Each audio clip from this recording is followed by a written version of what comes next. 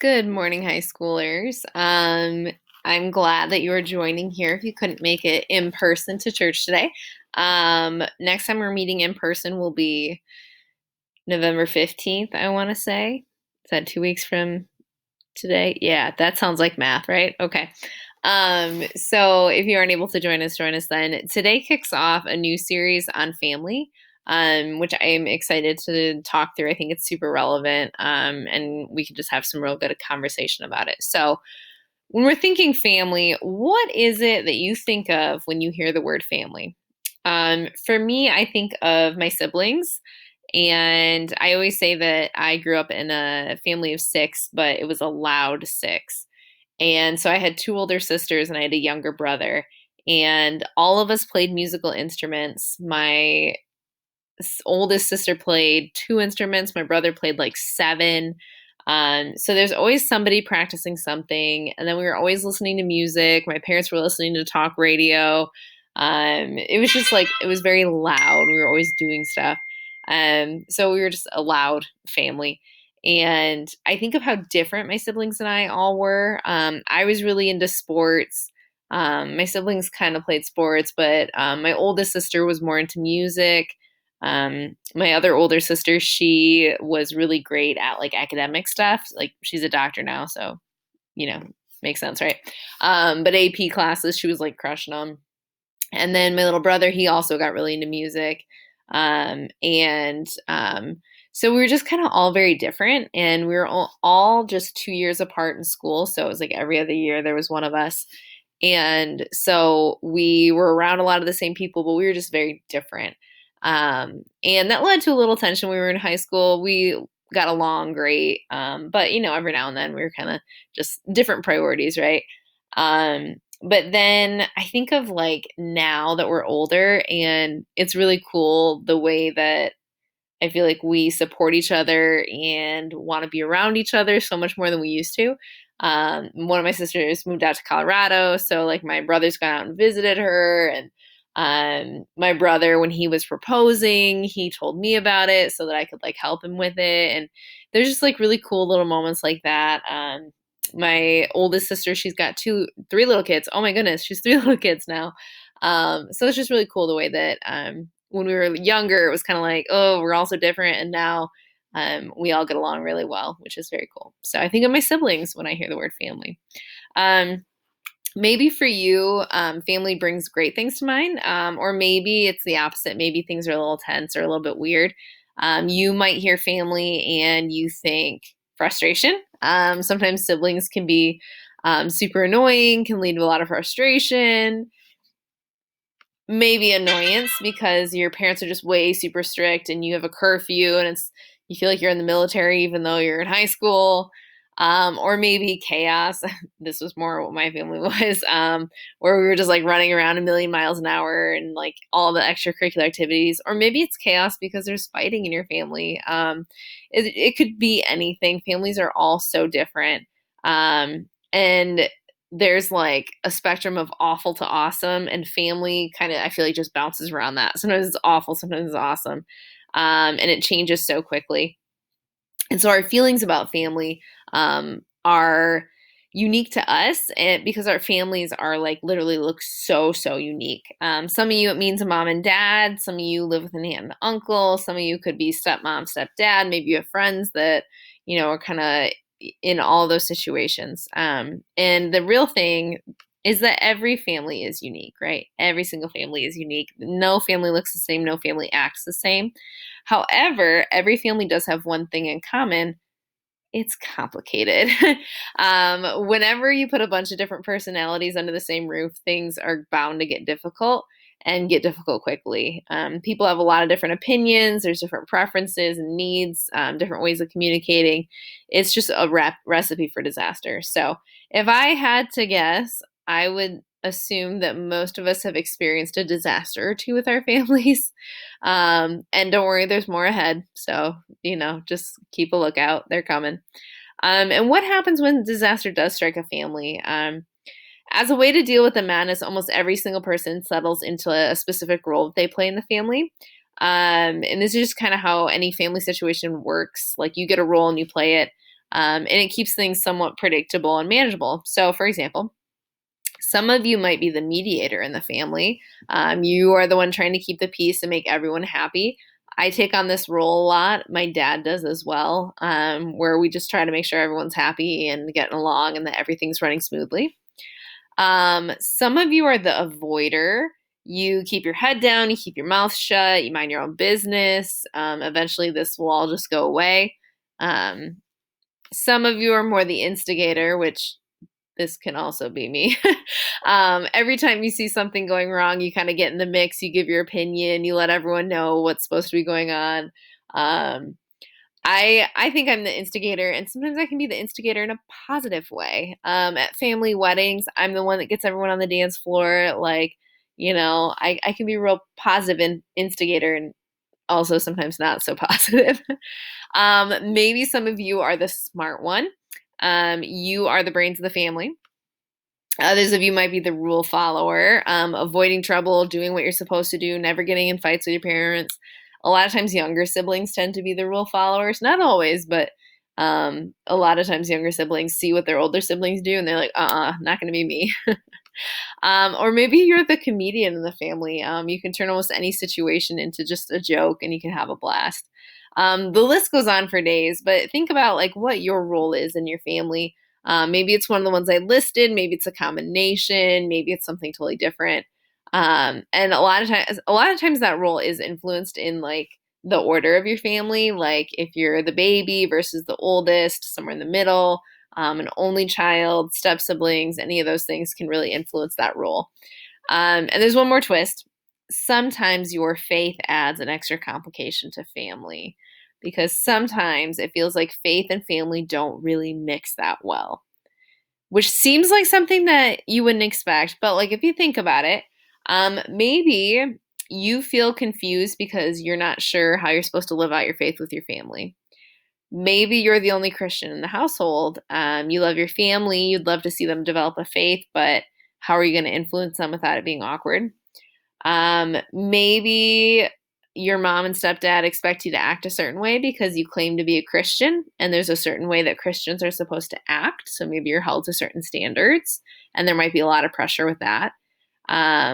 Maybe the adults in your household, because they care about you, take you to church when you act up in the hopes of trying to get some positive guidance and direction. So it's almost more of a punishment instead of like somewhere that you want to go. Maybe your faith is starting to look a little different than the people you live with. That I know that was a weird transition for me, where just like denominationally, it kind of shifted a bit with what I believe versus what some of the people in my family believe. Some of my family members were pretty aligned, but it shifts a little bit. Maybe faith has been a part of your family for a long time, but when you look at your family, you're not so sure it's working. Faith is talked about, prayers get prayed, church gets attended, but seems like there's a lot of arguments and tension that don't really get solved. So it seems like faith isn't really helping any of your issues there. For a lot of us, it feels like faith is one thing and then family is another, and that they're kind of like separate. They just feel like they're in totally separate spheres and that they can't change one another. So, do our faith and family even collide? Should they? Is that possible? And if so, what does that even look like? So, the passage I want to talk about today to kind of address this issue here is from the book of John. And it comes from a scene where Jesus was with his closest friends and they were sharing a meal. And it was actually the last meal that they would share together. Jesus knew that, his friends didn't. He kept telling them that he was going to die and they didn't really understand what he was talking about. So they thought that they'd just keep going and keep having like meals together and be no big deal. In John 13, this is right before Jesus is arrested, the night before he's killed, and he has a last meal with his friends. And so it would have probably felt pretty complicated to Jesus, who knew that this was the last meal that they would share together. So here is our verse. It comes from John 13, verse 1. It was just before the Passover festival. Jesus knew that the hour had come for him to leave this world and go to the Father. Having loved his own who were in the world, he loved them to the end. So, just like you love your complicated family, Jesus loved his disciples. They didn't do everything right, they messed up a lot, but Jesus still loved them. Knowing that his time with them was coming to an end, this is what he did right here. So, this is verses 3 and 5, or 3 through 5. Jesus knew that the Father had put all things under his power and that he had come from God and was returning to God. So he got up from the meal, took off his outer clothing, and wrapped a towel around his waist. After that, he poured water into the basin and began to wash his disciples' feet, drying them with a towel that was wrapped around him. A new command I give you. Oh, wait, I'm going to pause. We're going to stay with the feet washing. Got a little excited for the next verse. So if you think this verse sounds awkward, you have no idea how awkward this would have been for the disciples. Foot washing was pretty normal back then. Imagine they were wearing those sandals, walking around like deserty, like sandy spaces. So your feet would have gotten pretty dirty throughout the day. And so having your feet washed was very normal. So if you're like, "Ooh, don't touch my feet," it was normal back then for people to wash other people's feet. But that was what the servants did. And Jesus was not their servant. He was their teacher. He was the authority over them. And for him to wash their feet, like that was like way weird and way different. So the disciples didn't really know how to respond to this crazy thing that Jesus was doing, this crazy act of kindness and service. Jesus went on to explain that one of them was going to betray him. And he told Peter in front of everyone that Peter was going to deny his friendship. And it was a real complicated moment. There were a lot of competing emotions. And with all of this happening, this is where Jesus says, "A new command I give you, love one another. As I have loved you, so you must love one another. By this, everyone will know that you are my disciples, if you love one another."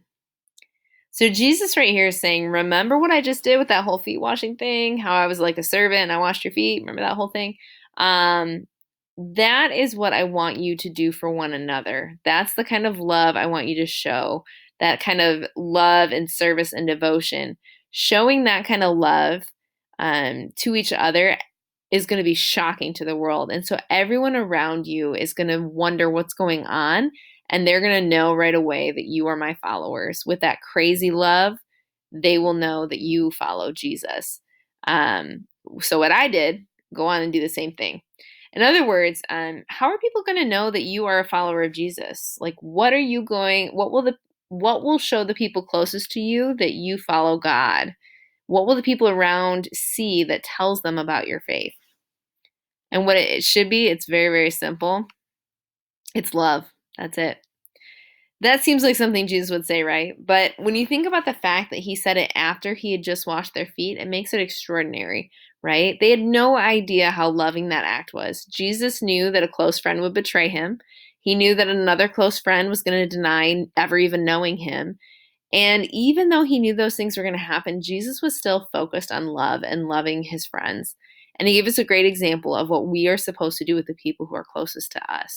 We are supposed to love your friends, your teachers, strangers, even your family is going to know your faith by the way that you show love. So, in the middle of that kindness that's unappreciated and misunderstood, keep loving. In the middle of betrayal, keep loving. In the middle of denial, love. In the middle of unfairness, love. Demonstrating love in difficulty changes you. It makes you more like Christ. And that really is the goal that we all have. God wants to use our families, the good and the bad, as something that grows our ability to love. And why is that? Because love is what matters most. So what's it look like to love in the middle of complicated family situations? Paul goes on later after Jesus' death and resurrection. He writes about love, and he's kind of writing his letters to different churches, and he tells us what love actually looks like. And you've probably heard this before, but he writes this love chapter. Love is patient, love is kind, it does not envy, it does not boast, it is not proud, it does not dishonor others, it is not self-seeking, it is not easily angered, it keeps no record of wrongs. Love does not delight in evil, but rejoices with the truth. It always protects, always trusts, always hopes, always perseveres. Woo. There we go. I guess we'll go with that. That's fine. If you were going to ask Jesus or Paul what faith would look like in our complicated families, I think this is exactly what they would say.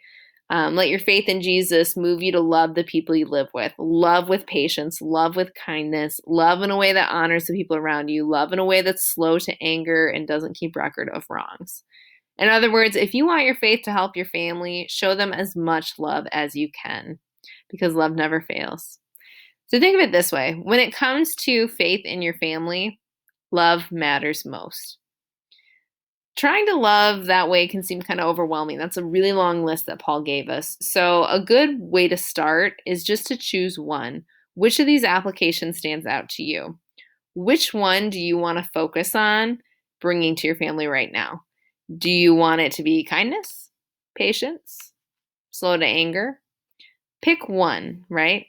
Um, Picking one of these doesn't make you a doormat. It actually allows you to be a demonstration for God. So pick one of these things and ask God to give you the power to start demonstrating it with your family. It could mean that you start becoming more patient when your parents ask you to do something that you don't really want to do. It could be being more kind when your siblings drive you crazy, not being arrogant when you know that you're right, celebrating and affirming others when good things happen in their lives instead of being angry because those things didn't happen for you. Maybe not being rude to your stepmom or being hot tempered in reactions with your dad. Even if you wouldn't really call yourself a church person or a Jesus follower, if you're being more kind, if you're being more patient, slower to anger, it absolutely is going to help your family. Absolutely, absolutely. And I know this all sounds really nice to hear and everything, but it's also not easy. Like, it's difficult, it is challenging. So there's no way that I can address every complicated, unique family situation in just this talk. So, really process yourself. You could talk to even your parents about these. I've got some great discussion questions in the details below, right?